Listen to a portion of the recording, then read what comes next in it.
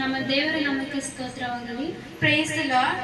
ಮೊದಲಿಗೆ ಸಹೋದರ ಮುನಿಯಪ್ಪ ಮತ್ತು ಸಹೋದರಿ ಕಲ್ಯಾಣಿಯರವರ ಮಗುವಿನ ನಾಮಕರಣ ಸಮಾರಂಭಕ್ಕೆ ಬಂದಿರುವ ನಿಮ್ಮೆಲ್ಲರನ್ನೂ ನಾವು ಹೃದಯಪೂರ್ವಕವಾಗಿ ಯೇಸು ಕ್ರಿಸ್ತನ ಹೆಸರಿನಲ್ಲಿ ಸ್ವಾಗತಿಸುತ್ತೇವೆ. First of all, we heartily welcome you in the name of our Lord and the Savior Jesus Christ for this naming ceremony. ಈಗ ನಾವು ನಮ್ಮ ಹೋಲಿ ಮೌಂಟೇನ್ ಆಫ್ ಗಾಡ್ ಚರ್ಚ್ನಲ್ಲಿ ನಡೆಯಲಿರುವ ಸಹೋದರ ಮುನಿಯಪ್ಪ ಮತ್ತು ಸಹೋದರಿ ಕಲ್ಯಾಣಿಯರವರ ಮಗನ ನಾಮಕರಣದ ಪ್ರಾರ್ಥನೆಯನ್ನು ಆರಂಭ ಮಾಡಿಕೊಳ್ಳೋಣ. Now let us start this special occasion of child's naming ceremony of brother Muniyappa and sister Kalyani's son with prayer. ಆರಂಭ ಪ್ರಾರ್ಥನೆಯನ್ನು ನಮ್ಮ ಹೋಲಿ ಮೌಂಟೇನ್ ಆಫ್ ಗಾಡ್ ಚರ್ಚ್ನ ಹಿರಿಯ ಸಭಾಪಾಲಕರಾದ ರೆವರೆಂಡ್ ಜಾನ್ ಶ್ರಮಣರವರು ನಡೆಸಿಕೊಡುತ್ತಾರೆ. Now we will call our senior pastor on stage for opening prayer. ನಾವೆಲ್ಲ ಕೈ ಚಪ್ಪಳ ತಟ್ಟಿ ಅವರು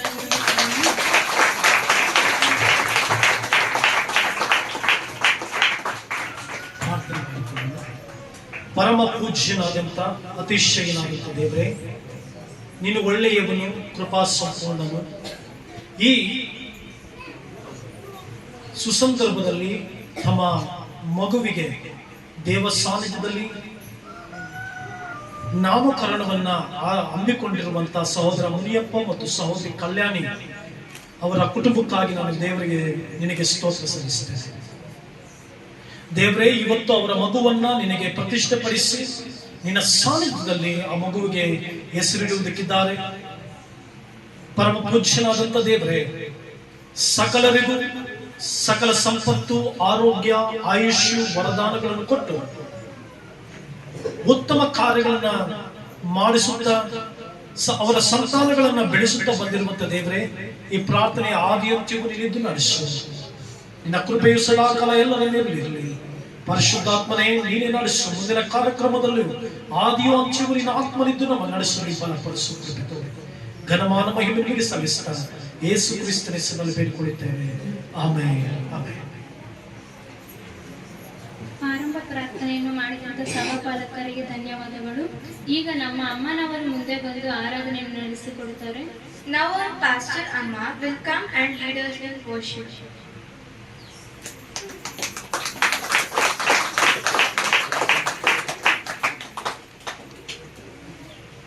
hallelujah. ಈ ಸಂದರ್ಭದಲ್ಲಿ ಹಾಡನ್ನು ಆರಂಭ ಮಾಡಿಕೊಳ್ಳೋಣ. ಒಂದು ಹಾಡನ್ನು ಹಾಡಿ ಕರ್ತನ ನಾಮವನ್ನು ಘನಪಡಿಸೋಣ. ನಿನ್ನಂತೆ ಯಾರಿಲ್ಲ, ನಿನ್ನ ಹೊರತು ದೇವರಿಲ್ಲ, ನೀನೇ ನನಗೆಲ್ಲ, ನನಗ್ಯಾವ ಭಯವಿಲ್ಲ. ನಿನ್ನಂತೆ ಯಾರಿಲ್ಲ, ನಿನ್ನ ಹೊರತು ದೇವರಿಲ್ಲ, ನೀನೇ ನನಗೆಲ್ಲ, ನನಗ್ಯಾವ ಭಯವಿಲ್ಲ.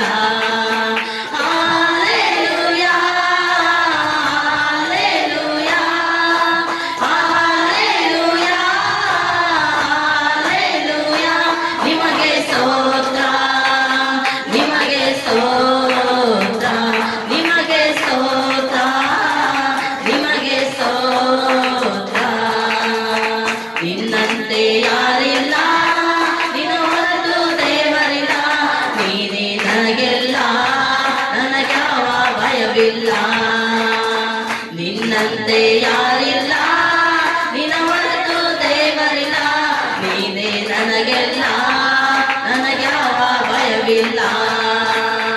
ನಾನು ನಂಬಿದಾತನೇ, ನೀನೇ ನಂಬಿಗಸ್ತನು, ನಂಬಿಕೆಯ ಹುಟ್ಟಿಸಿ ಪೂರೈಸುವಾತನೇ.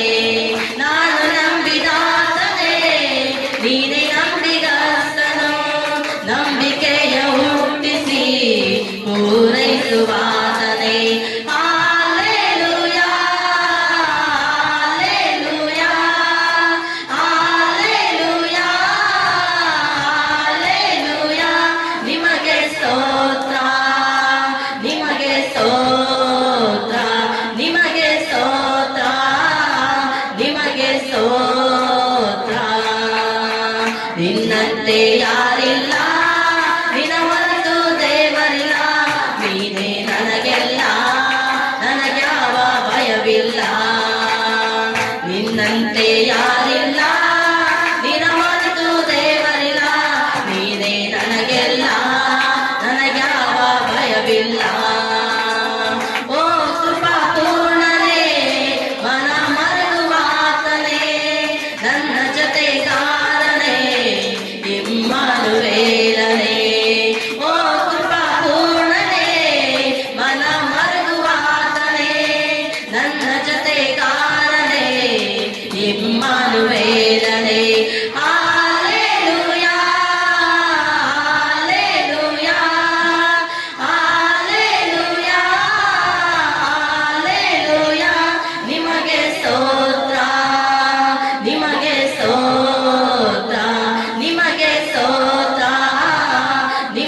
ಸ್ತೋತ್ರ.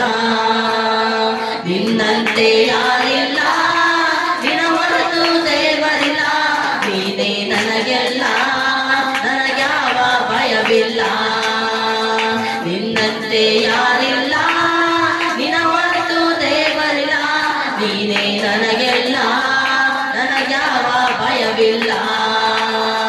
ಮರಣ ಜಯಿಸಿದಾತನೇ, ಜೀವಲೋಕದ ರಸನೇ, ಪುನರುತ್ಥಾನ ಜೀವವು ನೀನೇ ನನ್ನ ಯೇಸುವೆ. ಮರಣ ಜಯಿಸಿದಾತನೇ, ನೀನೇ ನನ್ನ ಯೇಸುವೆ. ಜೀವಲೋಕದ ರಸನೇ, ಪುನರುತ್ಥಾನ ಜೀವವು ನೀನೇ ನನ್ನ ಯೇಸುವೆ. Alleluia, Alleluia, Alleluia, Alleluia. ನಿಮಗೆ ಸ್ತೋತ್ರ, ನಿಮಗೆ ಸ್ತೋತ್ರ, ನಿಮಗೆ ಸ್ತೋತ್ರ, ನಿಮಗೆ ಸ್ತೋತ್ರ. ನಿನ್ನಂತೆ ಯಾರಿಲ್ಲ, ನಿನ್ನ ಹೊರತು ದೇವರಿಲ್ಲ. ನೀನೇ ನನಗೆಲ್ಲ, ನನಗ್ಯಾವ ಭಯವಿಲ್ಲ. ನಿನ್ನಂತೆ ಯಾರಿಲ್ಲ, ನಿನ್ನ ಹೊರತು ದೇವರಿಲ್ಲ. ನೀನೇ ನನಗೆಲ್ಲ, ನನಗ್ಯಾವ ಭಯವಿಲ್ಲ. ನೀನೇ ನನಗೆಲ್ಲ, ನನಗ್ಯಾವ ಭಯವಿಲ್ಲ.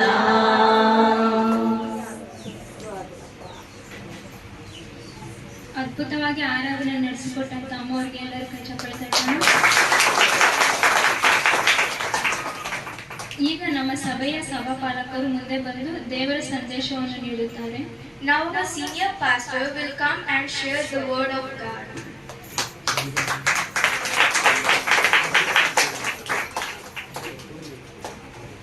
ಸರ್, ಈ ಸಂದರ್ಭದಲ್ಲಿ ಈ ದಿನ ಮಗುವಿನ ನಾಮಕರಣಕ್ಕೆ ಸಿದ್ಧಪಡಿಸಿಕೊಂಡಿರುವಂತ ನಮ್ಮ ಸಭೆಯ ವಿಶ್ವಾಸಿಗಳಾಗಿರುವ ಸಹೋದರ ಮುನಿಯಪ್ಪ ಮತ್ತು ಸಹೋದರಿ ಕಲ್ಯಾಣಿ, ದೇವರು ಅವರಿಗೆ ಒಂದು ಗಂಡು ಮಗುವನ್ನು ಅನುಗ್ರಹಿಸಿದ್ದಾರೆ.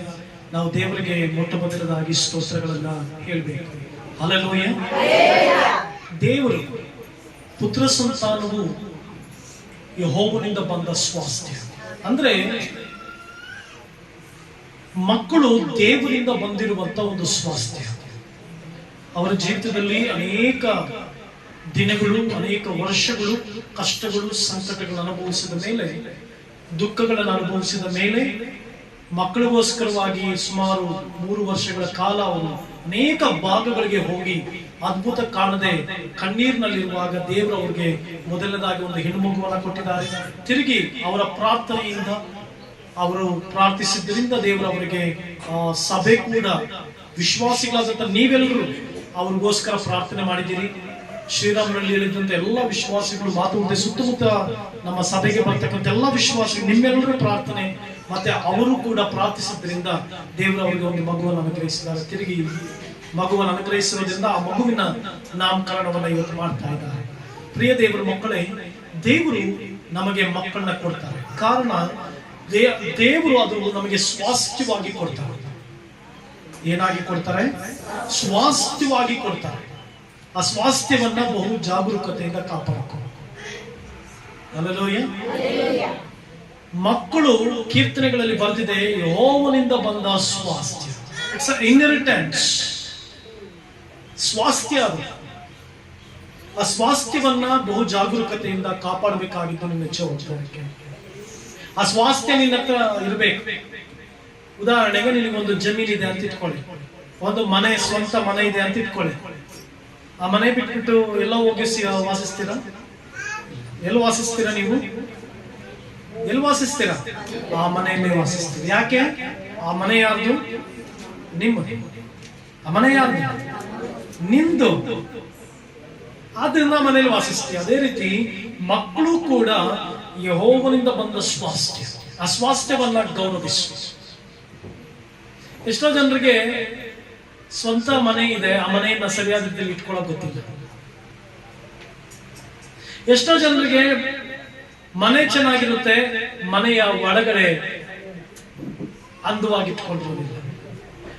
ಅದೇ ರೀತಿ ಎಷ್ಟೋ ಜನರಿಗೆ ಮಕ್ಕಳಿದ್ದಾರೆ, ಅವ್ರನ್ನ ಜೋಪಾನ ಮಾಡೋದಕ್ಕೆ ಗೊತ್ತಿಲ್ಲ, ಅವ್ರನ್ನ ಗೌರವಿಸೋದು ಗೊತ್ತಿಲ್ಲ. ನಿನ್ನ ಮಕ್ಕಳನ್ನ ಮೊದಲನೇದಾಗಿ ಗೌರವಿಸು, ರೆಸ್ಪೆಕ್ಟ್ ದೆಮ್. ನಿನ್ನ ಮಕ್ಕಳು ಯಾವುದೇ ರೀತಿ, ಹೆಣ್ಣು ಮಕ್ಕಳು ಗಂಡು ಮಕ್ಕಳು ಅನ್ನುವಂತ ಭೇದ ಭಾವ ಇಲ್ಲ. ಬೈಬಲ್ ನಲ್ಲಿ ಇನ್ನೊಂದು ಟ್ರಾನ್ಸ್ಲೇಷನ್ ಅಲ್ಲಿ ಈ ರೀತಿ ಬರ್ತಿದೆ, childrens are inheritance from the lord. ಮಕ್ಕಳು ಅಷ್ಟೇ, ಅದು ಹೆಣ್ಣಾಗ್ಲಿ ಗಂಡಾಗ್ಲಿ, ಅದು ನಾವು ನಮ್ಮ ದೇಶದಲ್ಲಿ ಮಾಡ್ಕೊಂಡಿರೋದು. ಹೆಣ್ಣು ಗಂಡು ಅಂದ್ರೆ ತಲೆ ಮೇಲೆ, ಹೆಣ್ಣು ಅಂದ್ರೆ ಗಂಡು ಅಂದ್ರೆ ತಲೆ ಮೇಲೆ, ಹೆಣ್ಣು ಅಂದ್ರೆ ಒಲೆ ಮೇಲೆ. ಅರ್ಥ ಆಗ್ಲಿಲ್ಲ ಅನ್ಸುತ್ತೆ. ಗಂಡು ಅಂದ್ರೆ ತಲೆ ಮೇಲೆ, ಹೆಣ್ಣು ಅಂದ್ರೆ ಒಲೆ. ನೋ, ಆ ರೀತಿಯಾಗಿರಬಾರ್ದು. ಹೆಣ್ಣು ಗಂಡು ಸಮಾನವಾದದ್ದೇ. ಗೌರವಿಸು ನಿನ್ನ ಮಕ್ಕಳನ್ನ. ನಿನ್ನ ಮಕ್ಕಳು ಚಿಕ್ಕವರಾಗಿರುವಾಗಿನಿಂದ ಅವ್ರು ದೊಡ್ಡವರಾಗುವವರೆಗೂ ಗೌರವಿಸು. ಅವ್ರು ದೊಡ್ಡವರಾದ್ಮೇಲೆ ನಿನ್ನನ್ನು ಗೌರವಿಸ್ತಾರೆ. ಎಷ್ಟೋ ತಂದೆ ತಾಯಿಗಳು ಮಕ್ಕಳು ಚಿಕ್ಕವರಾಗಿರುವಾಗ ಅವ್ರಿಗೆ ಗೌರವ ಕೊಡಲ್ಲ, ಅವ್ರಿಗೆ ಗೌರವ ಕೊಡಲ್ಲ, ಅವ್ರಿಗೆ ಸರಿಯಾದ ರೆಸ್ಪೆಕ್ಟ್ ಕೊಡಲ್ಲ, ಹೆಣ್ಣು ಮಕ್ಕಳಿಗೆ ಸರಿಯಾದ ಗೌರವ ಕೊಡಲ್ಲ. ಅವಾಗ ದೊಡ್ಡವರಾದಾಗ ಮಕ್ಕಳು ಹೇಳ್ತಾರೆ, ನನ್ನ ಮಗನೇ ನೀನು ಅವಾಗ ಹಿಂಗ್ ಮಾಡ್ದೆ, ಹಿಂಗಂದೆ. ನಿನ್ನ ಮಕ್ಕಳು ನಿನ್ನ ಗೌರವಿಸ್ಬೇಕಾ? ಮುಂದೆ ಚೆನ್ನಾಗಿ ನಿನ್ನ ಮಕ್ಕಳು ನಿನ್ನ ಗೌರವಿಸ್ಬೇಕಾ? ಈಗ ನಿನ್ನ ಮಕ್ಕಳನ್ನ ಗೌರವಿಸು.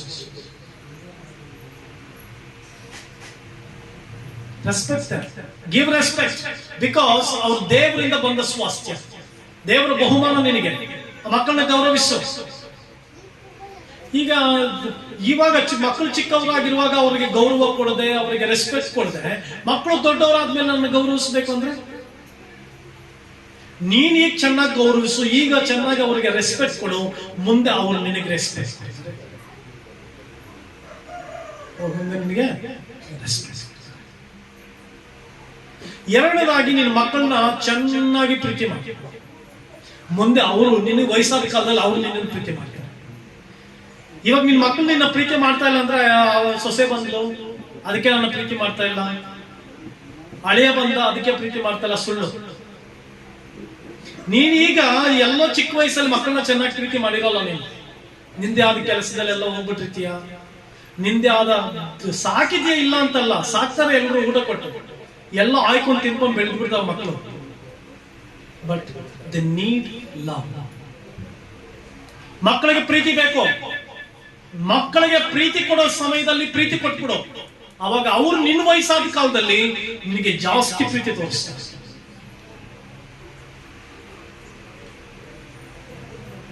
ಅವರು ನಿನಗೆ ಜಾಸ್ತಿ ಪ್ರೀತಿ ತೋರಿಸ್ತಾರೆ. ಹಾಗಂತ ಓವರ್ ಪ್ರೀತಿ ಮಾಡಿ ಕೆಲಸ ಬಿಡ್ಬೇಡಿ. ಕೆಲವು ತಂದೆ ತಾಯಿಗಳಿಗೆ ಓವರ್ ಪ್ರೀತಿ ಮಾಡ್ಬಿಟ್ಟು ಕೆಲಸ ಬಿಡ. ಆಮೇಲೆ ನಾಳೆ ದಿನ ನೀವು ವಯಸ್ಸಾದ ಕಾಲದಲ್ಲಿ ಜಾಡ್ಸೋದಿತ್ತಾನೆ, ಆ ಮಕ್ಕಳು ಜಾಡ್ಸೋದಿತ್ತಾನೆ. ಪ್ರೀತಿ ಅಂತ ತಕ್ಷಣ ಪ್ರೀತಿಯಲ್ಲಿ ಶಿಕ್ಷೆ ಇದೆ. ಎಷ್ಟು ಜನ ನಿಮ್ಮ ಮಕ್ಕಳನ್ನ ಶಿಕ್ಷಿಸ್ತೀರಿ? ದೇವರ ಮಾರ್ಗದಲ್ಲಿ ಶಿಕ್ಷಿಸ್ಬೇಕಾದ್ರೆ, ಶಿಕ್ಷದಂದ್ರೆ ಅರ್ಥ ಬೆತ್ತ ತಗೊಂಡು ಬಾರಿಸೋದೇ ಮಾತ್ರ ಅಲ್ಲ. ಶಿಕ್ಷಣ ಬೈಬೇಕು, ಅವ್ರಿಗೆ ಕರೆಕ್ಷನ್ ಮಾಡಬೇಕು, ಅವ್ರಿಗೆ ಬೈಬೇಕು, ಕೆಲವು ಸಾರಿ ಒಂದೇ ಬಿಡಬೇಕು, ಬುದ್ಧಿ ಕಲಿಸ್ಬೇಕು. ಇಲ್ದ ಅವ್ರ ತಲೆ ಮೇಲೆ ಕುತ್ಕೊಳ್ತಾರೆ. ಪ್ರೀತಿಯಲ್ಲಿ ಶಿಕ್ಷಣ. ದೇವರು ಯೇಸು ಸ್ವಾಮಿನೇ ಹೇಳ್ತಾರೆ, ನಾನು ಯಾರನ್ನ ಪ್ರೀತಿಸ್ತೇನೋ ಅವ್ರನ್ನೇ ಶಿಕ್ಷಿಸ್ತೀನಂತೆ. ಈಗಿನ ಕಾಲದ ಮಕ್ಳಿಗೆ ಅದು ಅರ್ಥ ಆಗಲ್ಲ. ಈಗಿನ ಕಾಲದ ತಂದೆ ತಾಯಿಗಳಿಗೆ ಅದು ಅರ್ಥ ಆಗಲ್ಲ. ಪ್ರೀತಿ ಅಂತಂದ್ರೆ ಮಕ್ಕಳನ್ನ ತಲೆ ಮೇಲೆ ಎಲ್ಲರೂ ನೀನ್ ಬೆಣ್ಣೆ ಇಟ್ರೆ ಇನ್ನೊಬ್ಬರು ಸುಣ್ಣ ಇರ್ತಾರೆ. ಆ ಮಕ್ಕಳಿಗೆ ಬೆಣ್ಣೆನ ಸುಣ್ಣ ಇಟ್ಟು ಬೆಳೆಸ್ತಾರೆ. But love your children's. ನಿನ್ ಮಕ್ಕಳು ನಿನ್ ಜೊತೆ ಇರ್ಬೇಕಮ್ಮ. ನಿನ್ ಮಕ್ಕಳು ನಿನ್ ಜೊತೆ ಇದ್ದು ಪ್ರೀತಿಯಿಂದ ಬೆಳೆಸ್ಬೇಕಮ್ಮ. ನಿಮ್ ಮಕ್ಕಳು ನಿಮ್ ಜೊತೆ ಇಟ್ಕೊಂಡು ಪ್ರೀತಿಯಿಂದ ಬೆಳೆಸ್ತಾ ಇದ್ದೀರಮ್ಮ. ಪ್ರೀತಿ ಅಂತಂದ್ರೆ ಶಿಕ್ಷಣ ಕೂಡ ಮಕ್ಕಳೇ. ಇಲ್ಲಿರೋ ಮಕ್ಕಳು ಎಷ್ಟು ಜನ ಇದ್ದೀರಿ? ಮಕ್ಕಳು ತಂದೆ ತಾಯಿ ಮಕ್ಕಳು ಎಷ್ಟು ಜನ ಇದ್ದೀರಿ?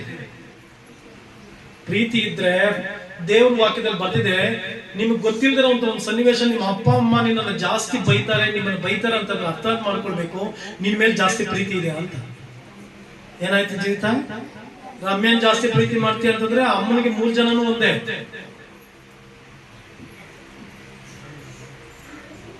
ಹಲ್ಲೆಲೂಯಾ.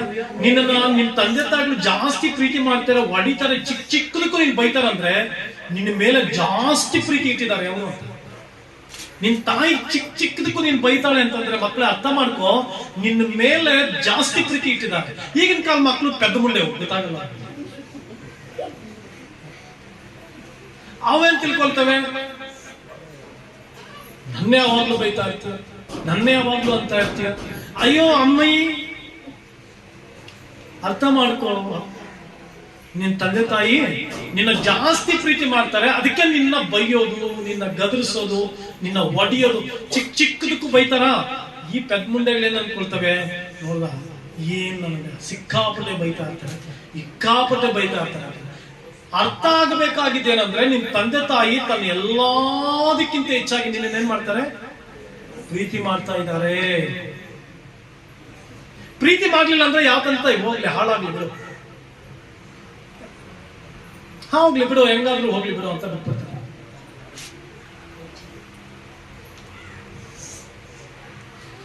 ಮೊದಲನೇದಾಗಿ ನಿನ್ನ ಮಕ್ಕಳನ್ನ ಗೌರವಿಸು, ರೆಸ್ಪೆಕ್ಟ್ ಕೊಡು ನಿನ್ನ ಮಕ್ಕಳಿಗೆ. ಎಷ್ಟು ಜನ ಮಕ್ಕಳಿಗೆ ಎಮ್ಮೆ, ಕತ್ತೆ, ದೆವ್ವ, ದನ, ಕುರಿ, ಹಾಳಾಗೋದು, ಹೇ ನೋ ರೆಸ್ಪೆಕ್ಟ್, ಬಿಕಾಸ್ ದೇವರಲ್ಲಿದ್ದಾರೆ.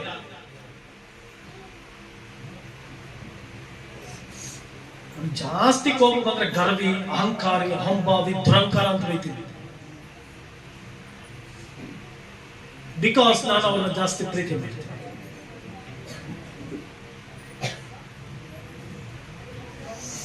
ಪ್ರೀತಿ ಅನ್ನೋದ್ರಲ್ಲಿ ಗೌರವ ಇರಬೇಕು, ರೆಸ್ಪೆಕ್ಟ್. ನಿನ್ ಗಂಡನ್ನ ರೆಸ್ಪೆಕ್ಟ್ ಮಾಡಬೇಕು, ಫ್ಯಾಮಿಲಿನ ರೆಸ್ಪೆಕ್ಟ್ ಮಾಡೋ. ಫ್ಯಾಮಿಲಿನ ಏನ್ ಮಾಡಮ್ಮ, ರೆಸ್ಪೆಕ್ಟ್. ನಿನ್ ಕುಟುಂಬ ಬಹು ವಿಶೇಷವಾದ, ರೆಸ್ಪೆಕ್ಟ್ ಕೊಡ್ಬೇಕು. ಮಕ್ಕಳಿಗೆ ರೆಸ್ಪೆಕ್ಟ್ ಕೊಡ್ರಿ. ರೆಸ್ಪೆಕ್ಟ್ ಅಂತಂದ್ರೆ ಬಾಮ್ಮ, ಆಶಮ್ಮ, ಕೂತ್ಕೊಮ್ಮ, ಸಿಂಹಾಸನ ಮೇಲೆ ಕೂತ್ಕೊಮ್ಮ ಅಂತಲ್ಲ, ಅದೆಲ್ಲ ರೆಸ್ಪೆಕ್ಟ್. ಆಮೇಲೆ ಮನೆಯಲ್ಲಿ ಇವತ್ತು ಹೋಗ್ಬಿಟ್ಟು ಎಲ್ಲ ಸಿಂಹಾಸನ ಹಾಕಿ ಸಿಂಹಾಸನ ಮೇಲೆ ಕೂರಿಸ್ಬಿಡ್ಬೇಡಿ. ರೆಸ್ಪೆಕ್ಟ್ ಅಂದ್ರೆ ನಿನ್ನ ಮಕ್ಕಳನ್ನ ಗೌರವಿಸು. ನಿನ್ ಮಗ ಎಷ್ಟೇ ದೊಡ್ಡವನಾಗಿಲ್ಲಮ್ಮ, ನಿನ್ ಮಗನ ಮಕ್ಕಳಾಗಿದಾರ, ನಿನ್ ಮಗಳ ಮಕ್ಕಳಾಗಿದಾರ, ರೆಸ್ಪೆಕ್ಟ್ ಮಾಡು ಅವ್ರಿಗೆ. ಅವ್ರಿಗೆ ಏನ್ ಗೌರವ ಕೊಡ್ಬೇಕೋ ಕೊಡು. ನಿನ್ ಮಕ್ಕಳಿಗೆ, ಹೆಣ್ಣು ಮಕ್ಕಳಿಗೆ ಏನ್ ಗೌರವ ಕೊಡ್ಬೇಕೋ ಕೊಡು, ಗಂಡು ಮಕ್ಕಳಿಗೆ ಏನ್ ಗೌರವ ಕೊಡ್ಬೇಕೋ ಕೊಡು. ಮತ್ತೆ ಎರಡನೇದಾಗ ಅವ್ರನ್ನ ಪ್ರೀತಿ ಮಾಡು. ಮಕ್ಕಳ ಪ್ರೀತಿ ಬೇಕು, ಚಿಕ್ಕ ವಯಸ್ಸಿಂದ ಪ್ರೀತಿ ಬೆಳೆಸ್ಬೇಕು. ಪ್ರೀತಿ ಅಂದ ತಕ್ಷಣ ಬರೀ ಬೆಣ್ಣೆನ ತಿನ್ಸ್ಬೇಕಂತಲ್ಲ. ಕೆಲವು ಸಾರಿ ಮೂತಿಗೆ ತಿನ್ಸ್ಬೇಕಾದ್ರೆ ಏನ್ ಮಾಡ್ತೀವಿ, ಹೆಂಗ ತೋರಿಸಿ, ಹಳ್ಳಿಗಳಲ್ಲ ತೋರಿಸಿ ಇಲ್ಲ ಎಲ್ಲ ಏನು ಇದು ಜೀವಿತ ಹೆಂಗ್ ತಿಳಿತಾರಮ್ಮ, ಮಂಜ ತೋರಿಸಿ. ಬೆಣ್ಣೆ ತಿನ್ಸ್ಬೇಕಾದ್ರೆ ತಿಂದಿಲ್ಲ ಅಂದ್ರೆ ಬಾರಿಸ್ತಾರೆ. ಆ ಮಗು ಏನ್ ತಿಳ್ಕೊಳ್ಳುತ್ತೆ, ನಮ್ಮ ಅಮ್ಮ ನಾನು ಯಾವಾಗ್ಲೂ ಹೊಡಿತಾರೆ.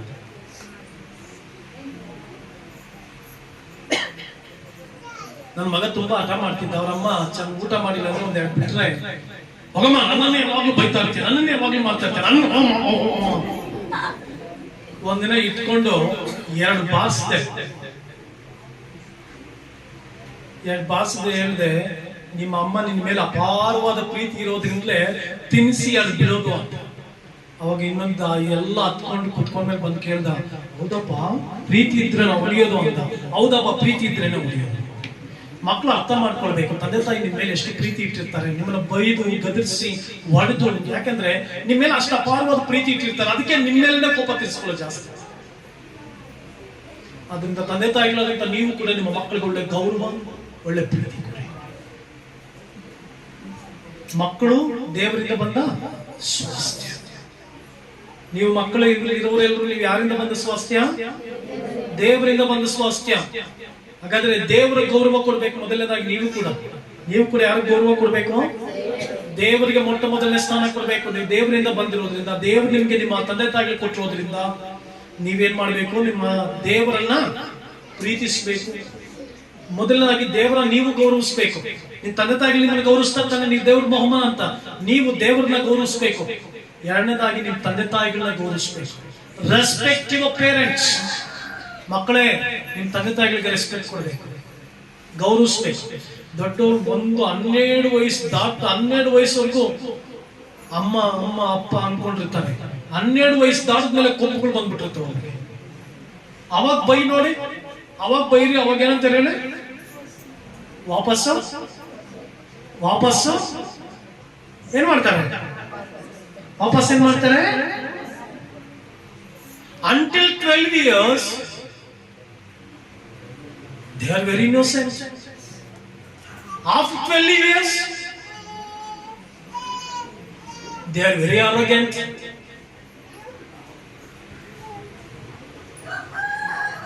ನಿನ್ನ ತಂದೆ ತಾಯಿಗಳು ಮೊದಲು ದೇವರಿಗೆ ಗೌರವಿಸು.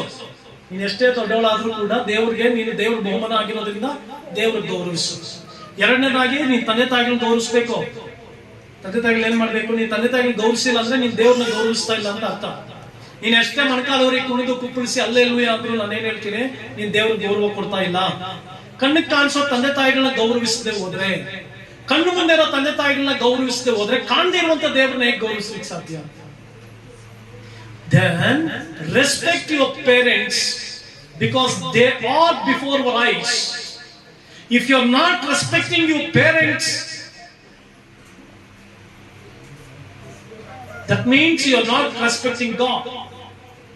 ನಿನ್ ಕಣ್ಣು ಮುಂದಿರೋ ತಂದೆ ತಾಯಿಗಳನ್ನ ಗೌರವಿಸದೆ ಹೋದ್ರೆ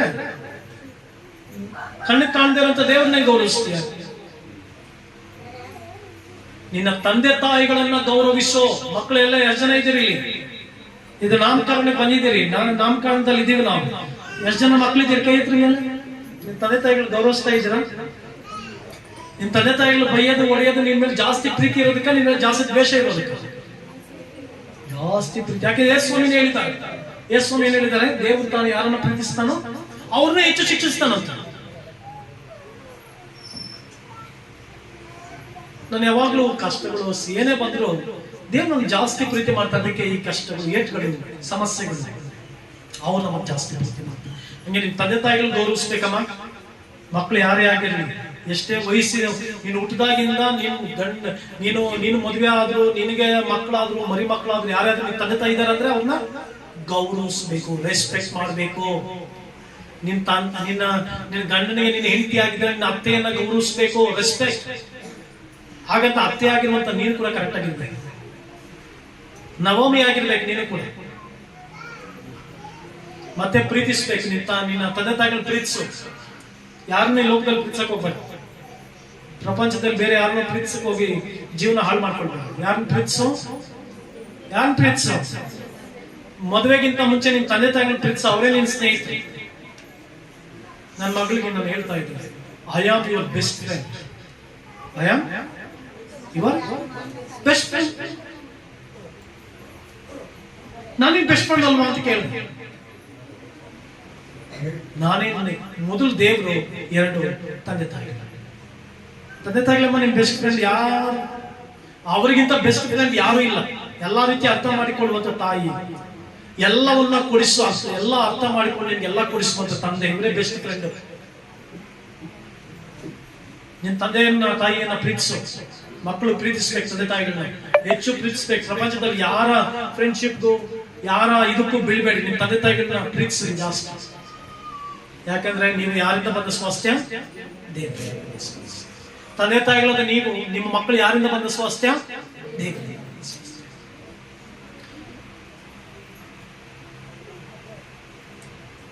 ನನಗೆ ಮಕ್ಕಳಿಲ್ಲ, ಎಸ್, ದೇವರು ಅನುಗ್ರಹಿಸೋದಕ್ಕೆ ಶಕ್ತಿ. ಬಟ್ ದೇವ್ರು ಕೆಲವು ಸಾರಿ ಸಮಯ ತೆಗೆದುಕೊಳ್ತಾರೆ. ನಿನಗೆ ಎಲ್ಲಾ ವಿಧಾನವಾದ ಪಾಠವನ್ನ ಕಲಿಸಿ, ಎಲ್ಲಾ ವಿಧಾನವಾದ ಅನುಭವಗಳನ್ನ ಕೊಟ್ಟು, ಎಲ್ಲಾ ವಿಧಾನವಾಗಿ ಪ್ರತಿಯೊಬ್ಬೊಬ್ಬರ ಆ ಮಕ್ಕಳಲ್ಲದೆ ಇರುವಂತಹ ವೇದನೆ ಇದೆಯಲ್ಲ, ಅದನ್ನ ಅರ್ಥಕೊಂಡ ಮೇಲೆ ನಿನಗೆ ದೇವ್ರ ಮಕ್ಕಳನ್ನು ಕೊಡ್ತಾರೆ. ಆಗ ನೀನು ಆತ್ಮಗಳನ್ನ ಹೇರುವಂತ ಮಗು, ಆತ್ಮಗಳನ್ನ ಹೇರುವಂತವಳಾಗಿ ಮಾರ್ಪಡ್ತೀಯ. ಸೊ ನನ್ನ ಪ್ರಿಯ ದೇವರ ಮಕ್ಕಳು ದೇವರಿಂದ ಬಂದ ಸ್ವಾಸ್ಥ್ಯ. ಆ ಸ್ವಾಸ್ಥ್ಯವನ್ನ ಪ್ರೀತಿಸೋಣ, ಗೌರವಿಸೋಣ. ದೇವರ ವಾಕ್ಯಗಳ ಮೂಲಕ ನಿಮ್ಮನ್ನು ಆಶೀರ್ವಾದ ಮಾಡಲಿ. ಕರ್ತನ ಕೃಪಾತಿಶಯ ನಿಮ್ಮೊಂದಿಗಿರಲಿ. ಆಮೆನ್.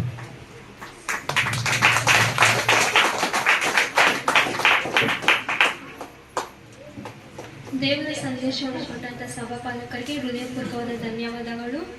ಈಗ ಹಾಡುವಾಗ ಮಗುವಿನ ತಂದೆ ತಾಯಿಗಳಾದ ಸಹೋದರ ಮುನಿಯಪ್ಪ ಮತ್ತು ಸಹೋದರಿ ಕಲ್ಯಾಣಿರವರು ಮಗುವಿನ ಜೊತೆಗೆ ಮುಂದೆ ಬರಬೇಕಾಗಿ ಕೇಳಿಕೊಳ್ಳುತ್ತೇವೆ.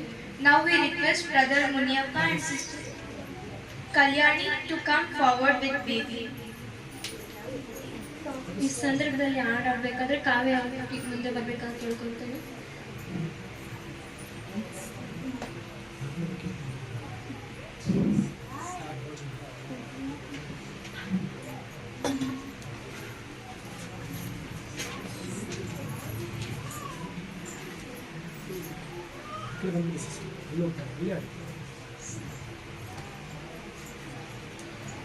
నీవే నాకు చాలును యేసు, నీవే నాకు చాలును యేసు, నీవే నాకు చాలును యేసు, నీవే నాకు చాలును యేసు, నీవే నాకు చాలును యేసు, నీవే నాకు చాలును యేసు.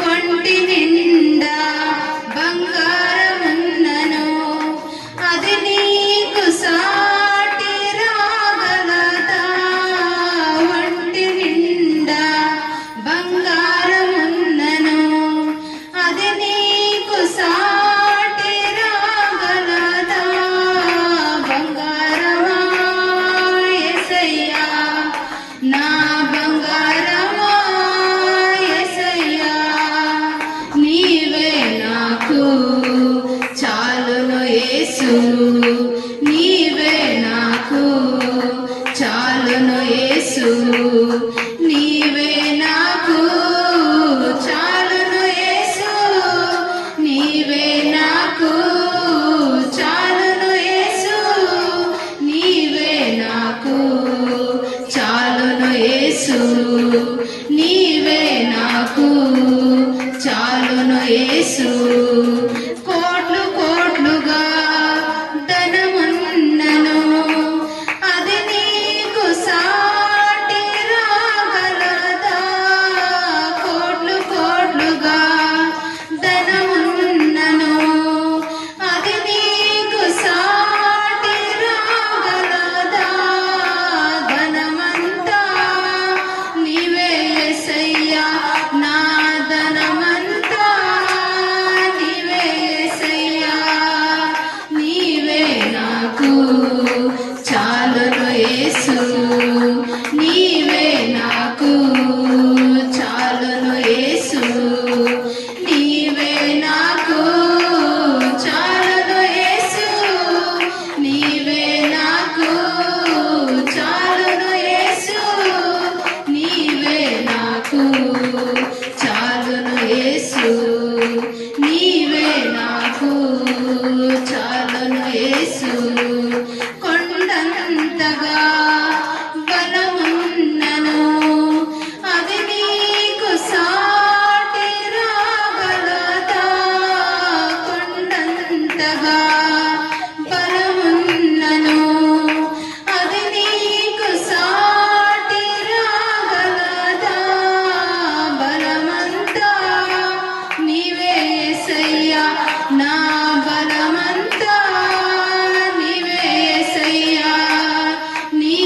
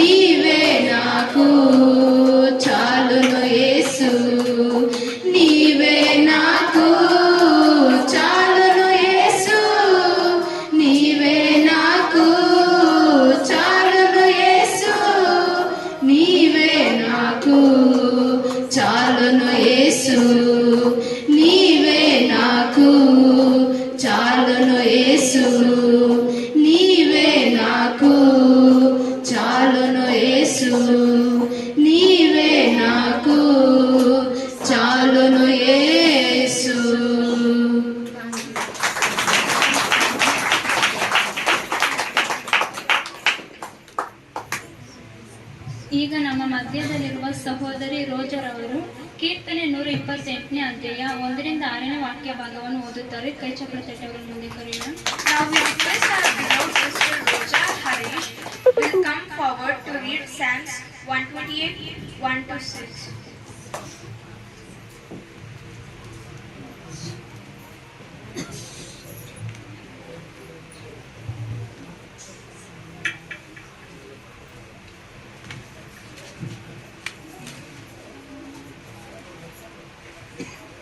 ದೇವರ ಪರಿಶುದ್ಧ ನಾಮಕ್ಕೆ ಸ್ತೋತ್ರ ಉಂಟಾಗಲಿ.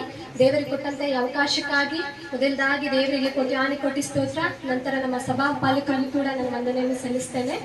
ಕೀರ್ತನೆ 128 1-6 ವಚನಗಳನ್ನು ಓದಿ ದೇವರ ನಾಮವನ್ನು ಘನಪಡಿಸೋಣ. ಯೆಹೋವನಲ್ಲಿ ಭಯಭಕ್ತಿ ಉಳ್ಳವನಾಗಿ ಆತನ ಮಾರ್ಗಗಳಲ್ಲಿ ನಡೆಯುವವನು ಧನ್ಯನು. ನಿನ್ನ ಕಷ್ಟಾರ್ಜಿತವನ್ನು ನೀನೇ ಅನುಭವಿಸುವಿ, ನೀನು ಧನ್ಯನು, ನಿನಗೆ ಶುಭವಿರುವುದು. ಅಂತಃಪುರದಲ್ಲಿರುವ ನಿನ್ನ ಹೆಂಡತಿಯು ಫಲಭರಿತವಾದ ದ್ರಾಕ್ಷಾರಸದಂತಿರುವಳು. ನಿನ್ನ ಸಂಗಡ ಊಟದ ಮನೆಯಲ್ಲಿ ಸುತ್ತಲೂ ಕೂತುಕೊಳ್ಳುವ ನಿನ್ನ ಮಕ್ಕಳು ಎಣ್ಣೆ ಮರದ ಸಸಿಗಳಂತಿರುವರು. ಇಗೋ, ಯೆಹೋವನಲ್ಲಿ ಭಯಭಕ್ತಿ ಉಳ್ಳ ಪುರುಷನು ಈ ರೀತಿಯಾಗಿ ಆಶೀರ್ವಾದ ಹೊಂದುವನು. ಚೀಯೋನಿನಲ್ಲಿರುವ ಯೆಹೋವನು ನಿನ್ನನ್ನು ಆಶೀರ್ವದಿಸಲಿ. ಜೀವಮಾನವೆಲ್ಲ ಯೆರೂಸಲೇಮಿನ ಸೌಭಾಗ್ಯವನ್ನು ನೋಡುವವನಾಗು, ಮಕ್ಕಳ ಮಕ್ಕಳನ್ನು ಕಾಣುವವನಾಗು.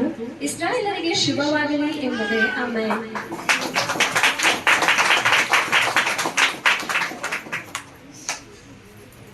ಈಗ ಮಗುವನ್ನು ದೇವರಿಗೆ ಪ್ರತಿಷ್ಠಿಸಿ ಹೆಸರಿಡುವ ಸಮಯವಾಗಿದೆ. ನಮ್ಮ ಸಭೆ ಹಿರಿಯ ಸಭಾಪಾಲಕರು ಮುಂದೆ ಬಂದು ಹೆಸರಿಡುವ ಕಾರ್ಯಕ್ರಮವನ್ನು ನಡೆಸಿಕೊಡುತ್ತಾರೆ. Now the time for baby dedication and naming ceremony will be solemnized by our senior pastor.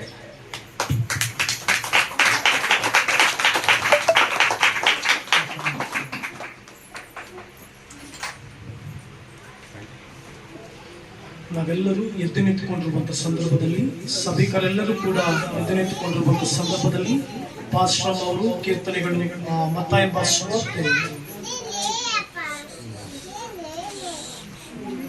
ಮತ್ತಾಯನು ಬರೆದ ಸುವಾರ್ತೆ, ಎಲ್ಲ ಸಭಿಕರು ಎದ್ದು ನಿಂತುಕೊಂಡಿರುವಂತಹ ಸಂದರ್ಭದಲ್ಲಿ ಮತ್ತಾಯನು ಬರೆದ ಸುವಾರ್ತೆ 18ನೇ ಅಧ್ಯಾಯ 1ನೇ ವಚನದಿಂದ ಕಡೆಯ ವಚನದವರೆಗೂ ಪಾಸ್ಟರ್ ಅವರು ಓದ್ತಾರೆ. ಆ ಸಂದರ್ಭದಲ್ಲಿ ನಾವೆಲ್ಲರೂ ಕೂಡ ಎದ್ದು ನಿಂತು ಗೌರವ ಸಲ್ಲಿಸೋಣ.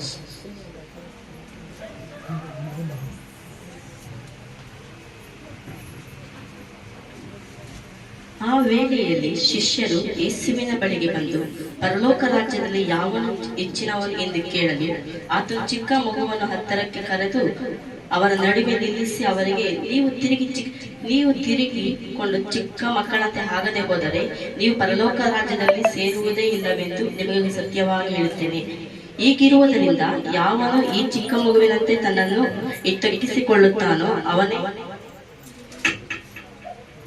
ತಗ್ಗಿಸಿಕೊಳ್ಳುತ್ತಾನೋ ಅವನೇ ಪರಲೋಕ ರಾಜ್ಯದಲ್ಲಿ ಹೆಚ್ಚಿನವನು.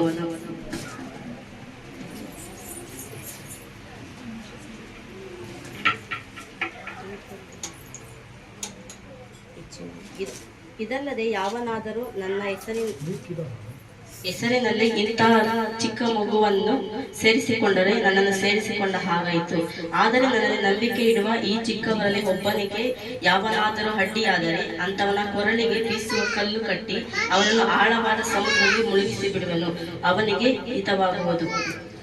ಪ್ರಿಯ ದೇವರ ಮಕ್ಕಳೇ, ಮಕ್ಕಳು ದೇವರಿಂದ ಒಂದು ಆಸ್ವಾಸ್ತಿ.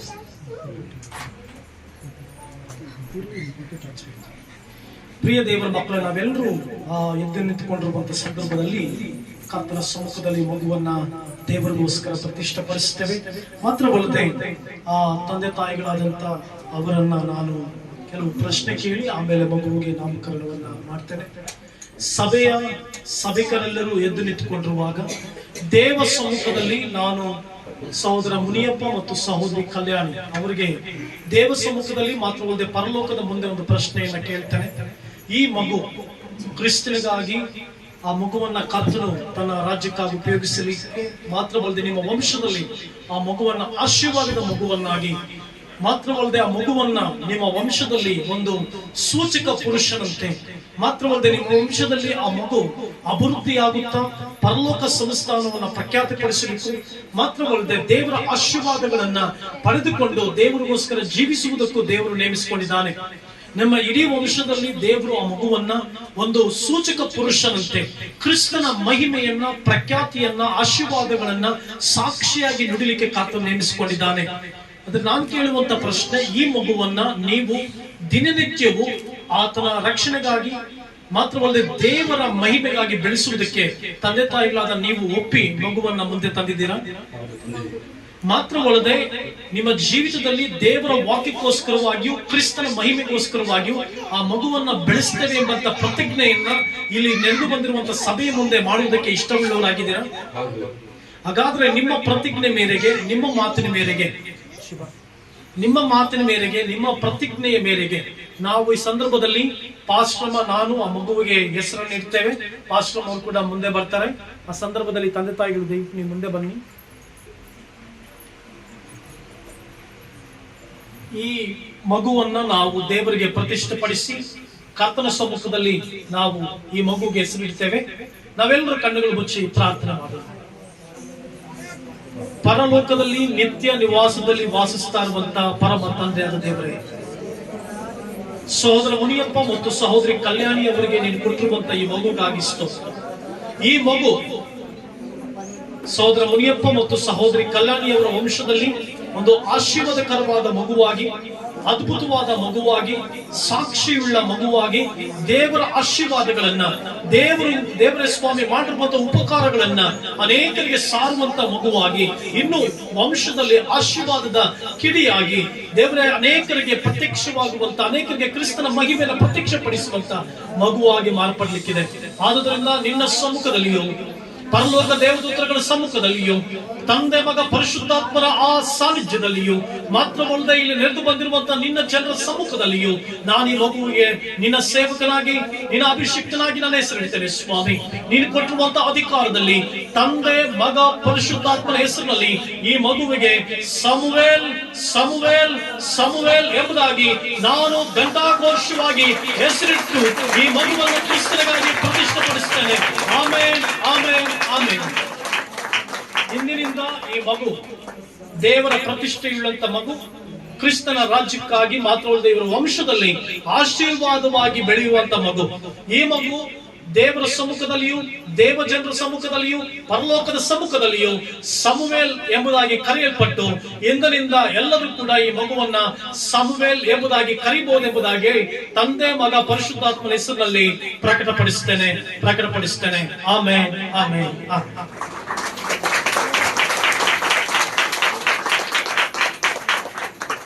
ಮಗುವಿನ ಹೆಸರು ಸಮುವೇಲ್.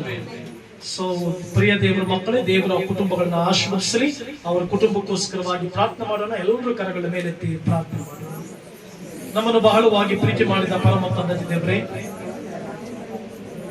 ಕಷ್ಟದಲ್ಲಿ, ದುಃಖಗಳಲ್ಲಿ, ಕಣ್ಣೀರುಗಳಲ್ಲಿ, ವೇದನೆಗಳಲ್ಲಿದ್ದಂತ ಸಹೋದರ ಮುನಿಯಪ್ಪ ಮತ್ತು ಸಹೋದರಿ ಕಲ್ಯಾಣಿ ಅವರಿಗೆ ಇಬ್ಬರು ಮಕ್ಕಳನ್ನ ಆಶೀರ್ವಾದವಾಗಿ ನೀವು ಕೊಟ್ಟಿದ್ದೀವಿ. ಈ ಮಕ್ಕಳು ಅನೇಕರಿಗೆ ಸಾಕ್ಷಿ. 12 ಸಮುವೇಲನನ್ನ ಹೆತ್ತು ಯಾವ ರೀತಿ ಸಾಕ್ಷಿಯಾಗಿ ಆಕೆ ಕೊಂಬು ಎತ್ತಲ್ಪಡ್ತೋ, ಅದೇ ರೀತಿ ಸಮುವೇಲನು ಹುಟ್ಟುದ್ರ ಮೂಲಕವಾಗಿ ಇವರ ಕುಟುಂಬಕ್ಕೆ ಒಬ್ಬ ಸಮುವೇಲನ್ನ ಕೊಟ್ಟು ಇವರ ಕೊಂಬು ಎತ್ತಲ್ಪಡಲಿ. ಭಕ್ತರ ಕೊಂಬುಗಳು ಎತ್ತಲ್ಪಡುವ ಎಂಬುದಾಗಿ ಹೇಳಿದ ಹಾಗೆ ಇವರ ಕೊಂಬುಗಳು ಎತ್ತಲ್ಪಡಲಿ. ಇನ್ನೂ ಅವರ ಆಶೀರ್ವಾದ ದೇವರೇ, ನಿನ್ನ ಪರಲೋಕದ ಆಶೀರ್ವಾದವನ್ನು ಪಡೆದು ನಿನ್ನ ಮಹಿಮೆಯನ್ನ ಪ್ರಚುರಪಡಿಸಲಿ. ನಿನ್ನ ಕೃಪೆಯು, ನಿನ್ನ ಸಮಾಧಾನವು, ನಿನ್ನ ಶಾಂತಿಯನ್ನು ಮೇಲಿರಲಿ. ಆಶೀರ್ವಾದ ಮಾಡು. ಇವರ ಕುಟುಂಬದ ಮೇಲೆ ವಿಶೇಷವಾಗಿರಲಿ. ಬಂದಿರುವಂತಹ ಎಲ್ಲಾ ದೇವ ಜನರನ್ನು ಆಶೀರ್ವಾದ ಮಾಡು.